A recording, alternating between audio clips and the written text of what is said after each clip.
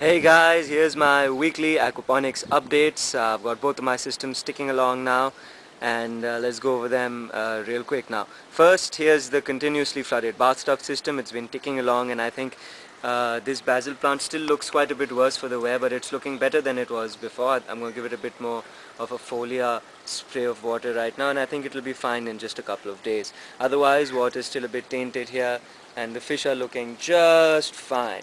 I've still got to figure out exactly how I'm going to plant out this this continuous flooded system. Anyhow, here's the old aquaponic system. The lemongrass really going. That's what it is, isn't it?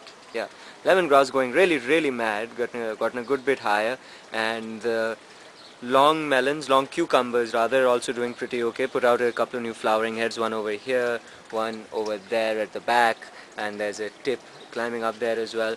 Here is a long melon that's been developing here, I think since last week, and it had slowed down a good bit, and it's fattened a bit as well. Strange. I've gotten another long melon off that in the middle of the week. The sponge gourd vines doing quite prolifically up there. They've really made a thick big bush up there, and they're starting to reach up above the trellis. Now you can make out a couple of those creepers really going up, and I've given up trying to train them. I think I'll sacrifice a little bit to the birds just to give them a bit more growing room. Here's that big sponge gourd that is developing here. There was another one right about there, but that rotted and went bad, so I took it off today. So I got one here. I'm going to leave this on. Let's see how big it gets and whether it's edible or not when it doesn't get big. Here, how the fishies are doing. I've just chucked a cap full of seaweed extract into the sump tanks. That's a little dark. I didn't run the water so that you guys could get a look at just how big, fat, healthy and greedy these goldies have become. And yeah, the system's been through quite a bit in the past couple of weeks, you know, with the even right now when I came up I found it running dry because there wasn't enough water in the pump to you know, to make the siphon start, so it was just sitting there. I'm really impressed with the pump that I've got now. It's become quite it's quite a tank. Really dependable this system is. So that's how that looks. Pleco's missing in action over there, which I've mentioned earlier. The sump tank, it's all dark and cloudy at the moment, but yeah, the two plecos are definitely in there as well. It's filled up, as is the bathtub system. The fishies here are doing fine and happily as well.